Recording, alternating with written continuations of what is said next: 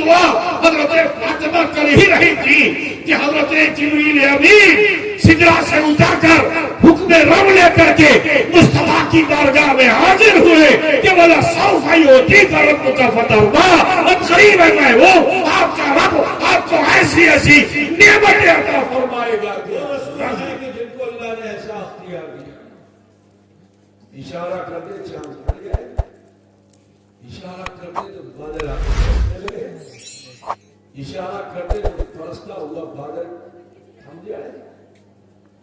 میرے عزیز، لیکن پھر بھی وہ رسول ہیں کہ جن کی آنکھوں سے اشک باری چلی، حتیٰ کہ آپ نے مدینہ چھوڑ دیا۔ اب زیادہ لمبی بات نہیں کروں گی، اس میں بہت نکل چکا ہے نا، اور میں یہ تو آج سے نہیں، آپ 40 سال سے سن رہے ہو، اللہ کا شکر ہے نا۔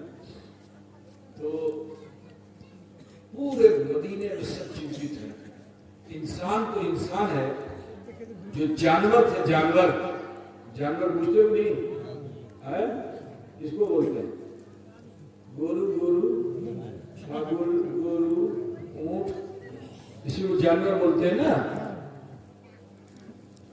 اگر یہ منہ نہ چلائے تو روگی ہوگا کہ نہیں ہوگا؟ اگر اس کا منہ چلتا نہ رہے تو روگی ہوگا کہ نہیں ہوگا؟ تو وہاں کے جانور نے منہ چلانا بند کر دیا، اس کو جگالی کہتے ہیں۔ تمہاری بھاشا میں کیا کہتے ہیں مجھے نہیں معلوم، پاجر، اب یہ تو سب کچھ کیا بولتے ہیں؟ پاجر، پاجر تو بغل کو کہتے ہیں،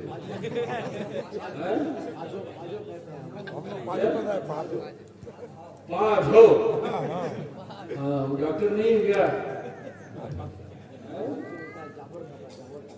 جابر کاٹا، دیکھو ایک اور بتایا، جابر کاٹا تو سمجھے گے نا، منہ سے جھاگ نکلتا رہتا ہے۔ تو حضور کے جانے کا غم ایسا کہ انہوں نے کھانا پینا چھوڑ دیا۔ پرندوں کا کام ہے پرواز کرنا، لیکن وہ پرندے جیسے رات میں درختوں کی ٹہنیوں پہ بیٹھ جاتے ہیں پر کو سمیٹ کر، اور منہ کو جو ہے اپنے بدن میں چھپا کر کے بیٹھ جاتے ہیں نا، رات میں دیکھا ہے چڑیوں کو، دن میں بھی ان کا یہی حال تھا۔ تو جو چھوٹی چھوٹی چڑیا بھی تھی وہ بھی دانا نہیں چگ رہی تھی، کسی طرح سے مغموم ہو کے بیٹھی ہوئی تھی، ہواؤں نے چلنا بند کر دیا تھا۔ وہ مدینہ جہاں بہار ہی بہار تھی، نبی کے جانے سے خزاں رسیدہ ہو گیا وہ علاقہ، سب پریشان ہیں، یہودی بھی ڈھونڈ رہے، نصارہ بھی ڈھونڈ رہے، انصار بھی ڈھونڈ رہے، مہاجر بھی ڈھونڈ رہے، اہل بیت بھی ڈھونڈ رہے ہیں، سبھی پریشان ہیں کہ حضور گئے کہاں۔ 3 دن گزر گیا، حضور نہیں ملے۔ اب سوچو کہ جو 3 گھنٹہ حضور سے جو لوگ رخصت نہیں ہوتے تھے، 3 دن گزرا ہوگا، ان صحابہ کا حال کیا ہوگا؟ وہ کتنے بےتاب ہوئے ہوں گے کہ جو 3 گھنٹے بھی حضور کو نہ دیکھیں تو بے قرار ہو جائیں، اور یہاں 3 دن گزر گیا ہے، گھر والے کتنا بے قرار ہوں گے، بیوی فاطمہ کا حال کیا ہوگا، صدیق اکبر کی کیفیت کیا ہوگی، عمر فاروق، عثمان غنی، علی المرتضیٰ، طلحہ، زبیر، مقدس صحابہ کرام کی بےتابی کا عالم کیا ہوگا۔ ہر کوئی تلاش کر رہا ہے، کوئی ادھر جا رہا ہے، ادھر جا رہا ہے، ڈھونڈ رہا ہے، ایک دوسرے سے پوچھ رہے ہیں، نبی کو دیکھا، حضور کو دیکھا، حتیٰ کہ ایک جماعت کو لے کر حضرت سیدنا صدیق اکبر رضی اللہ تعالیٰ عنہ، جس میں عمر فاروق ہے، عثمان غنی ہے، طلحہ ہے، زبیر ہے، علی ہے، سلمان فارسی ہیں، اور بھی دیگر صحابہ کرام ہیں، ایک گروپ لے کر کے تلاش کرتے کرتے یہ لوگ مدینے سے باہر نکل گئے۔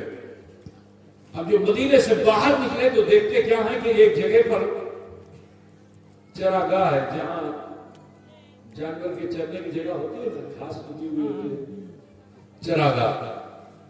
وہاں ایک کسان گڈیریا جس کو کہتے ہیں، جو چرواہا ہوتا ہے اس کو آپ کو کہتے ہیں رکھال، وہ اپنے اونٹ بھیڑ بکریوں کے ساتھ وہاں جمع تھا۔ حضرت عمر نے جو اس کو دیکھا کہ اس کے پاس گئے، اس سے پوچھا، نام نبی کا نہیں لے رہے ہیں، ادب ایسا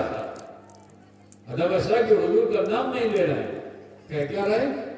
شمس الضحیٰ کو دیکھا، بدر الدجا کو دیکھا، نور الہدیٰ کو دیکھا، کہف الورا کو دیکھا، सदरुल वरा को देखा। अब वो गांव देहात का आदमी इस मसाहत को क्या समझे? तो कहता है ला आलम ला आरफ, न मैं जानता हूं न मैं पहचानता हूं। हमें जानছি না আমি চিনছি না। मगर अब एक होगा ना, हमें जानছি ना हमें चिनছি ना। उस दो बार मायूस होकर वापस हुए। अभी कुछ दूर आए थे कि पीछे से चिकर करके, जैसे गांव में किसान लोग खेत में होते हैं आवाज लगाते हैं जोर जोर से ना, किसी को बुलाना होता है जोर से चिकर के बुलाते हैं, तो वैसे चिकर करके उसने पुकारा, एक ने थामो थामो। हजरत उमर ठहर गए, मुड़ करके उसको देखा, हत्ता के वो करीब आया, ये भी करीब हुए। कहा सुनें तो एक कोथा सुने, ठीक होता। कहा सुनें, 3 दिन से हम ये जानवर लेकर यहाँ आते हैं और 3 दिन हो गया है हमारे जानवरों ने कुछ खाया पिया नहीं है। ये जुगाड़ी भी नहीं करते, मुंह भी नहीं चलाते, हम भी बहुत चिंतित हैं। लेकिन थोड़ी थोड़ी देर पर पहाड़ के ऊपर से किसी के कानने की आवाज आती है, किसी के रोने की आवाज आती है। तो जब ये जानवर उसकी आवाज को सुनते हैं तो वो भी कानते हैं, ये जानवर भी कानते हैं। ये जो घोड़े हैं, ऊंट हैं, बकरी है, भेड़ है, ये सब कानते हैं। हजरत सिद्दीक अकबर ने जो सुना तो इशारों में उमर फारूक से कहा कि हो ना हो पहाड़ पर नबी रहमत है। सबको रोका। हुजूर पर इतना उन्हें नाज था, इतना नाज था सिद्दीक अकबर को कि यदि आप ही बोल लो तो हुजूर मान गए। ठीक है ना, बचपन के साथी थे, बचपन के साथी थे, मक्के में साथ साथ पले बढ़े थे। हिजरत के वक्त में सिद्दीक अकबर ही साथ थे। मदीना मक्के से हुजूर के साथ सिद्दीक अकबर ही आए थे। हर मौके पर सिद्दीक अकबर ही खड़े हुए करते थे। उनको क्या कहते हैं, अभिमान जिसको कहते हैं, है ना, अभिमान बुझते हो ना, का उनको अभिमान था, ये उनका ये यकीन था कि जिटा আমি বলবো হুজুর সেটা পারবে। हैं, चलो ठीक, समझ गए ना तुम लोग? हम तुमको समझाया लेता है नहीं लेता है, बताओ समझ लेता है ना? तो इसी यकीन पर सबसे कहा आपने থামো, আমি হুজুরের কাছে যাব, বিনতি করব, মানাবো, তারপরে হুজুরকে নিয়ে আসবো। पहाड़ पर बड़ी तेजी के साथ चढ़ते हुए चले गए। अब जब ऊपर पहुंचे तो देखा कि वहां एक गुफा है, केव है। गुफा समझते हो ना? और हुजूर सल्लल्लाहु अलैहि वसल्लम सजदे में। तो सिद्दीक अकबर रज़ियल्लाहु ताला अन्हु जब रसूल पाक से इस हालत में मिलते थे तो सलाम करते थे, अस्सलाम अलैका या रसूल अल्लाह। अल्लाह के रसूल सिद्दीक अकबर को मुंतजिर नहीं रहने देते थे, जैसे ही सलाम पेश करते फौरन जवाब देते थे। ठीक है ना? लेकिन एक सलाम किया और जवाब नहीं मिला। थोड़ी देर इंतजार किया, उसके बाद फिर दूसरा सलाम किया, दूसरे सलाम का भी कोई जवाब नहीं। तो मन थोड़ा धक धक करने लगा, या अल्लाह की अभी की जो भूल করলাম নাকি, কেন হুজুর আমার সালাম আমি সালাম করলাম, হুজুর তার জবাব দিচ্ছে না। तो ये उनके मन में आया। तीसरी मरतबा फिर हिम्मत करके सलाम किया, अस्सलाम अलैका या रसूल अल्लाह। मगर मेरे नबी ने सजदे से सर नहीं उठाया। अब जो रसूल पाक ने सजदे से सर नहीं उठाया तो सिद्दीक अकबर को बहुत तकलीफ हुई। कहा लगता है कि हुजूर मुझसे ही नाराज हो गए, आ गए, हुजूर मुझसे ही राग है। अब वहां से कांपते रोते रोते पहाड़ से नीचे उतरे और हजरत उमर जो मिले तो उनसे लिपट गए और लिपट करके कानने लगे कि उमर लगता है रसूल पाक मुझसे ही नाराज है, ऐ उमर जाके उन्हें मना लो। हुजूर मेरी को था तो हुजूर ने नहीं मानी, लेकिन उमर तुम्हारी को था हुजूर जरूर मानेंगे। हुजूर लगता है मुझसे नाराज है, ऐ उमर जाके मना लो। हजरत उमर ने उनको अलग किया और उन्हें भी फख्र था, नाज था कि मेरी राय जो अल्लाह भी कबूल करता है, ये तो रसूलुल्लाह है। तो جب میری رائے کو اللہ تعالیٰ قبول کر کے وہی بنا دیتا ہے تو میرے مصطفیٰ میری بات کو کیوں نہیں سنیں گے؟ اس یقین پر حضرت عمر بھی گئے، وہاں پہ پہنچے تو دیکھا رسول پاک سجدے میں، آپ نے پھر سلام کیا، السلام علیکم یا رسول اللہ، جواب نہیں آیا۔ تھوڑی دیر انتظار کرنے کے بعد دوسرا سلام کیا، پھر بھی جواب نہیں، پھر انتظار کیا اور تیسرا سلام کیا، جب جواب نہیں ملا تو وہ عمر جو اتنے سخت دل تھے کہ اگر کوئی گھر میں مر جائے تو بھی روتے نہیں تھے، بڑے سے بڑا دکھ درد بھی ان کے اوپر آ جائے لیکن ان کی آنکھ میں آنسو نہیں آتا تھا، مگر آج رسول پاک نے سر نہیں اٹھایا، سلام کا جواب نہیں دیا تو حضرت عمر فاروق نے کی آنکھوں سے بھی آنکھوں کی آنسوؤں کی جھڑیاں لگ گئی، حضرت عمر فاروق بھی کاننے لگے، روتے ہوئے نیچے آئے، اور آنے کے بعد حضرت عمر نے صدیق اکبر سے کہا کہ لگتا ہے رسول پاک ہم سے بھی خفا ہے، اور اب میری رائے یہ ہے کہ کوئی صحابی حضور کو منا نہیں سکتے، لیکن اگر داماد پیغمبر برادر پیغمبر علی المرتضی چلے جائیں گے تو حضور ان کا خیال ضرور کریں گے، اگر علی چلے جائیں گے تو حضور ان کا خیال ضرور کریں گے، کیونکہ یہ فاطمہ زہرا کے شوہر ہیں، ان کے داماد ہیں، ضرور مان لیں گے۔ حضرت علی سے جب لوگوں نے کہا کہ علی جا کے آپ بنا لیجئے تو حضرت علی فرماتے ہیں کہ جب ان دو بڑے بزرگوں سے ابو بکر و عمر سے حضور راضی نہیں ہوئے تو مجھ سے کیسے راضی ہوں گے؟ لیکن نبی نے مجھے باب العلم بنایا ہے، میں علم کا دروازہ ہوں، حکمت کی بات بتا دوں، حضور کو کوئی راضی نہیں کر سکتا، آسمان سے اترا ہوا فرشتہ بھی راضی نہیں کر سکتا، اب حضور اگر کسی سے راضی ہوں گے تو میری بیوی فاطمہ سے، رسول پاک کی بیٹی فاطمہ سے، حسنین کی ماں فاطمہ سے راضی ہوں گے، فاطمہ اگر چلی جائیں گی تو رسول اللہ ضرور راضی ہو جائیں گے۔ اب معاملہ یہ تھا کہ بیوی فاطمہ تو حیا والی تھی، کوٹھی میں رہتی تھی، بند کر کے رہتی تھی، کوئی یہ دیکھ نہ پائے، میرے کپڑے کو کوئی نہ دیکھ پائے، اتنا پردہ ان کا تھا، میرا ناخن بھی کوئی نہ دیکھ پائے، اتنا پردہ تھا ان کا، اپنی آواز کو بھی دبا کے رکھتی تھی، کوئی میری آواز کو سن نہ پائے، ایسا پردے میں رہتی تھی بیوی فاطمہ، اب ان کو کون راضی کرے؟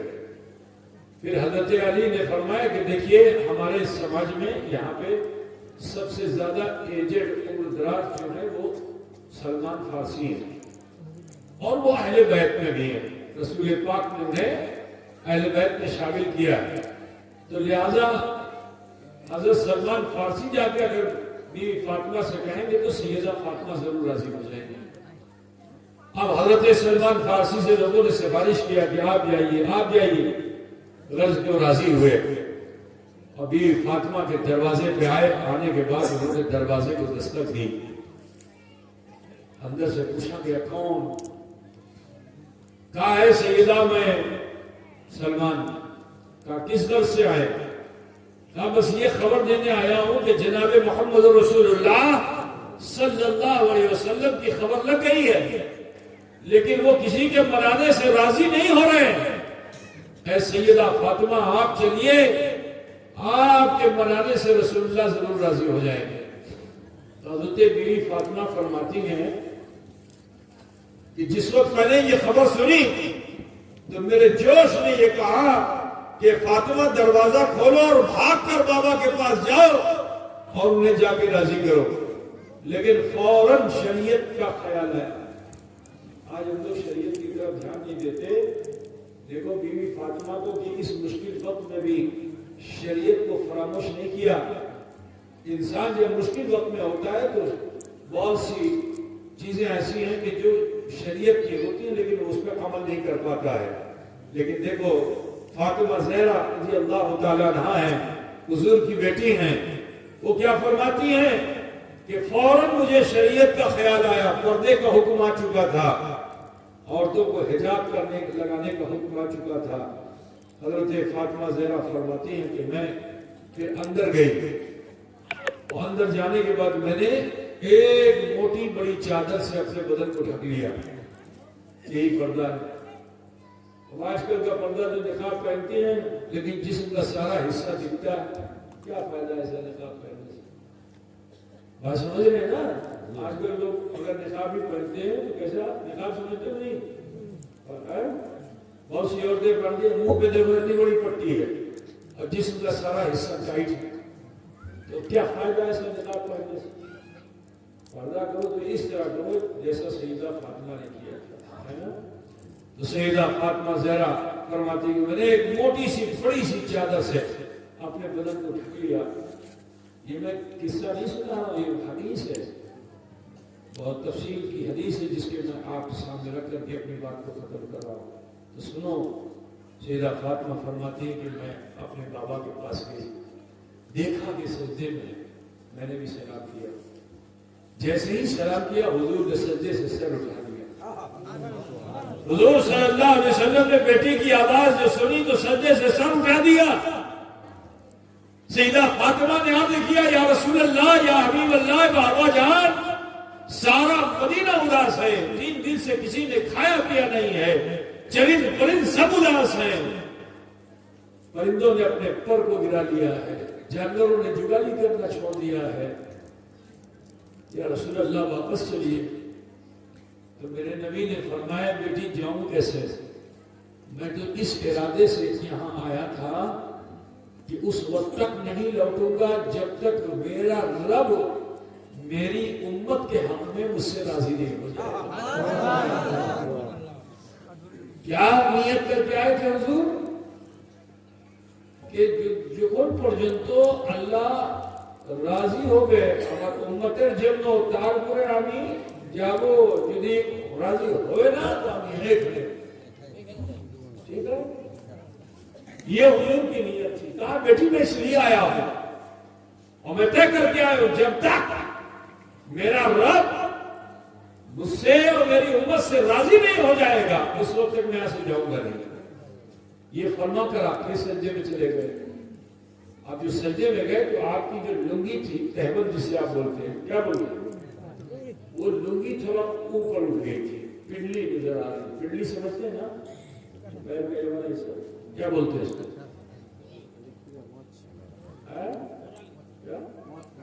مچکا. ہمیں آپ کو سمجھانے کے لیے ضروری ہے کہ آپ سمجھیے، میں بولتا چلا جاؤ سمجھنا ہے بیکار. تو موچکا سمجھ رہے نا ہم لوگ، اس موچکا سے رکت پروائت ہو رہا تھا. لنگی جو ہٹی تو وہاں سے خون بہ رہا تھا. اب سیدہ فاطمہ نے جو یہ منظر دیکھا تو بےتاب ہو گئی، بے قرار ہو گئی اور پروردگار کی بارگاہ میں دست بدعا ہو گئی کہ اللہ اے پروردگارا، میں اپنے بابا جان کے بہتے ہوئے خون کو نہیں دیکھ سکتی، اگر تجھے اس کے بدلے میں فدیہ چاہیے تو میرے 2 بیٹے حسن و حسین میں تیری بارگاہ میں پیش کرتی ہوں، مولا انہیں قبول فرما کر میرے بابا کے حق میں راضی ہو جا، میرے بابا کے حق میں راضی ہو جا. ابھی یہ دعا حضرت فاطمہ کر ہی رہی تھی کہ حضرت جبریل امین سدرا سے اتر کر حکم رب لے کر کے مصطفیٰ کی بارگاہ میں حاضر ہوئے کہ وَلَا سَوْفَ يُعْطِيكَ رَبُّكَ فَتَرْضَىٰ. اب قریب ہے میں وہ آپ کا رب آپ کو ایسی ایسی نعمتیں عطا فرمائے گا کہ آپ راضی. تکبیر، نعرہ رسالت، فیضان حضور اشرف الاولیاء، فیضان حضور تاج الاولیاء. تو یہ نعمتیں کیا ہیں؟ محشر میں ابو بکر صدیق اکبر، محشر میں عمر